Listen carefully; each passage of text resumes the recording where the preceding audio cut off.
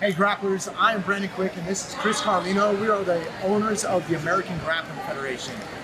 Chris and I are sometimes in two different worlds when it comes to our duties and what we're doing with the AGF in terms of software programming and getting facilities to organizing events. There's so many things I can go on forever. But I was coincidentally in Dallas today at Chris's event. Chris normally runs the Dallas event, even though I used to live here. I moved to Tampa, and so we're running the USA Grappling Qualifier. And I said, man, I'm gonna use this as an opportunity to interview my partner. So Chris, if you don't know, is the one who on the back end is creating all of the software, registration to how we're integrating the cameras and all of that. But I can talk about that only so much because that's his department. Now, I have a few questions for you, but I'd also like you to tell the people what we have coming forward. One of the things that I had in my head was the rankings, and explain how that system works. It's not just based on the old system, correct? Like where it's just based on medals only. We have to go back a little bit though. So this past year has been, or the past 2 years has been recording individual matches. And so we could have you know, if I beat Brandon or Brandon beat myself or whatever, we can have that historically. We did that for a couple of years while integrating new levels of the software to try and slowly get to something that's a little bit more reasonable for the future. But that ties into a bigger picture. We're trying to record every single match. We want to have them linked to your profile so you can see the matches and all that stuff. And then that goes further. The current ranking system is if Brandon wins, 10 bronze medals, is 10 points. But I may have beaten Brandon in one of those matches, and I have my 9 points, but he has 10 versus 9, he ranks higher than me. It doesn't make a whole lot of sense. And so we're going to try and move to something what's called an ELO ranking system that's used highly in chess. A lot of video games use it as well. So it factors in your strength of your opponent.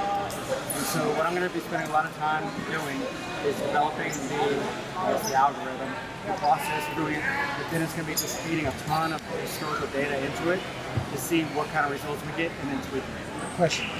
Does it also value the person's win if they went in a 2-man bracket versus me going to an 8-man bracket? Does that give me more?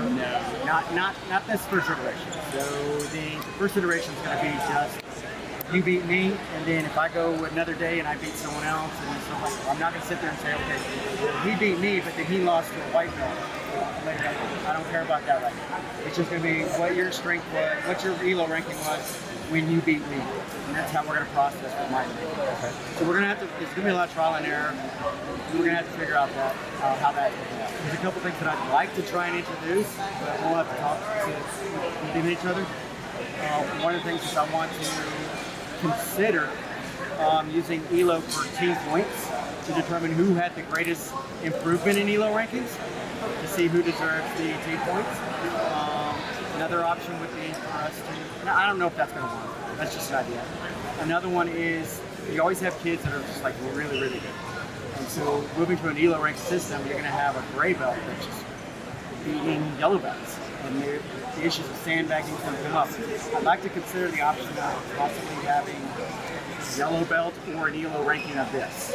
If you have that ranking at that ELO, you can move up to that next belt and register for that next belt. Something to consider. Gives our really skilled competitors an opportunity to go up in rank and go from there. Granted, that's only for kids. We wouldn't do that.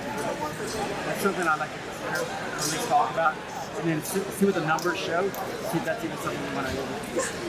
And so moving on to the subject of what we're currently doing right now with the laptops and integrating the cameras and the videos, we also have how you won on there. So it records points, submission, disqualification, referees, decision. So it has some of those things involved as well too. Correct, but we have a few issues, bugs here and there, so sometimes those values don't get saved, but we do know the win, we know who you won. So I got to do a lot more testing, a lot more running, because not every location is up to date on the current software.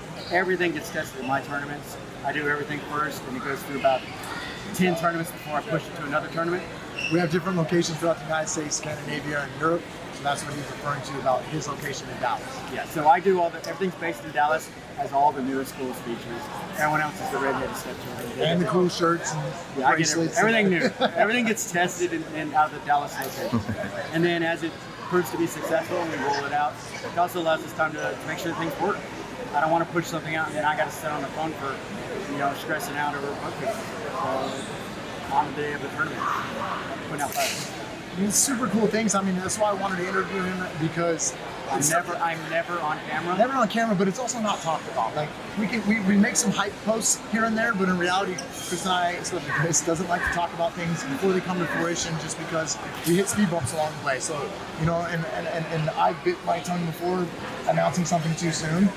So I've learned that lesson. But there's so many cool things that we want to let people know and put the word out there again and again. So it's like being able to have your videos attached to your athlete profile, seeing how they won, having an elo system. Like there's many things like that that we're doing and working on that are just, I think, incredible.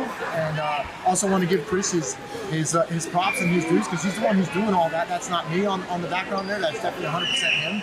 And so if you guys have problems, you know who to email.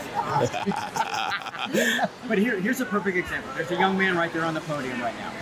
Blue belt division wearing an orange belt. So that's a problem that we're going to have to fix. He won gold, right?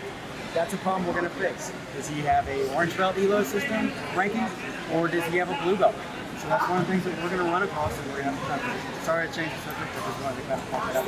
Yeah, for sure. And I have ADD, and there was tons of schools on it. Because we do let teens and juveniles compete up to adults, we do run into that sometimes. We'll have a kid competing in juvenile. We won first to orange belt, but we do allow that at AGS to really run into that problem sometimes. Yep. Anything else? Back in or spiffy? No, I mean there's tons of new stuff that's rolling out. I'm not at that point where I'm going to release it to the public yet. It's just like, hey, by the way, we're doing this. A lot of stuff that gets changed all the time that I don't make an announcement about. Except for me. I care about it highly. It's mostly me that cares about it. He's like, oh, cool, so that starts working now? Yeah, can we do that yet? No, not yet. Okay, he's just telling you about it. I got another wait a month. All right. See you guys at the next event. Thanks for listening to me and Chris.